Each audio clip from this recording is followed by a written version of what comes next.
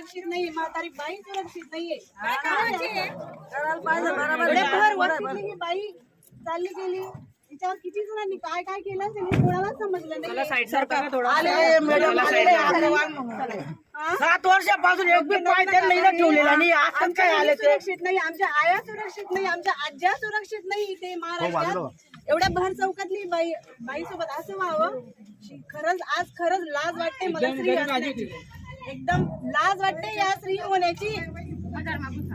आज आम्ही दंडेवाले बाबाच्या इथे मोहाडी एरियात जी घटना घडली आहे म्हाडामध्ये, त्याविषयी मी 2 शब्द बोलू इच्छिते. आज एक स्त्री किती सुरक्षित आहे सांगा बरं तुम्ही मला.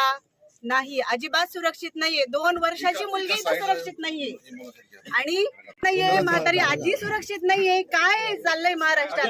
माझं सरकारला एकच विनंती आहे, अशा लोकांना फक्त एकच शिक्षा द्या, त्यांचं भर चौकात कापून फेकलं गेलं पाहिजे. धिक्कार आहे अशा सरकाराचा, धिक्कार आहे. इतक्या वर्षाला 20